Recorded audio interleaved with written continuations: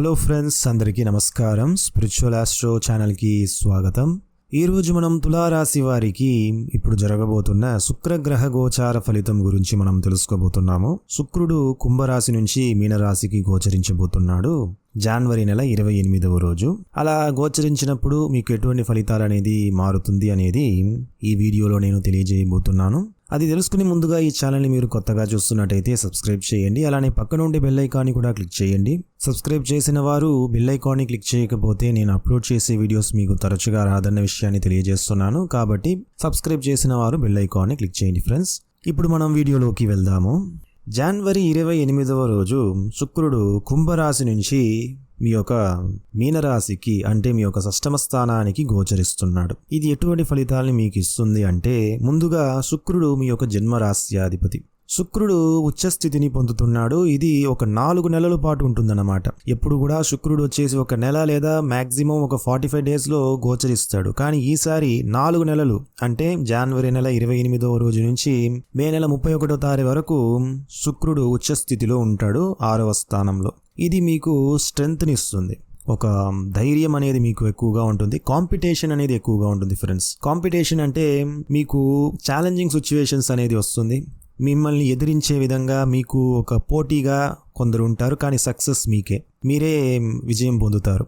ఎందుకంటే శుక్రుడు అక్కడ మీకు షష్టమ స్థానంలో ఉచ్చస్థితిలో ఉన్నాడు, మీ యొక్క రాశ్యాధిపతి. కాబట్టి మీ యొక్క స్ట్రెంగ్త్ అనేది బాగా ఇంక్రీజ్ అవుతుంది, మీ యొక్క మనోధైర్యం అనేది ఇంక్రీజ్ అవుతుంది. షష్టమ స్థానంలో ఉన్నాడు కాబట్టి కొంచెం పోరాటం ఎక్కువగా ఉంటుంది, కానీ ఆ విజయం మాత్రం మీదే అన్న విషయాన్ని గుర్తుపెట్టుకోండి. ఎక్కువగా కొంచెం ఛాలెంజింగ్ సిచ్యువేషన్స్ అనేది వస్తూ ఉంటుంది.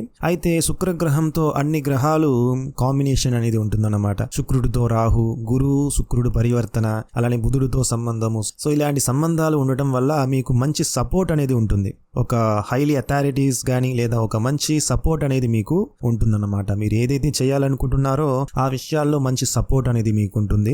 షష్టమ స్థానంలో ఉన్న శుక్రుడు వల్ల ఆర్థికంగా మీకు బాగుంటుందా అని చెప్పడానికంటే మీకు సక్సెస్ అనేది బాగుంటుందని చెప్పొచ్చు. అయితే మీరు ఇన్వెస్ట్మెంట్ విషయాల్లో జాగ్రత్తలు పాటించాలి. ఇన్వెస్ట్మెంట్ విషయాల్లో కొంచెం మీరు ఆలోచించి నిర్ణయాలు తీసుకోవటం మంచిది. ఎవరిని ఎక్కువగా నమ్మకుండా ఉండటం మంచిది. ఎందుకంటే షష్టమ స్థానం అనగానే మనకి అప్పు, ఈ విషయాలు, లోన్ విషయాలు, తర్వాత ఇలాంటి కొన్ని విషయాలు కొంచెం నెగటివ్గా ఉంటుందన్నమాట. ఏదేమైనప్పటికీ మీకు విజయం అనేది మీకే.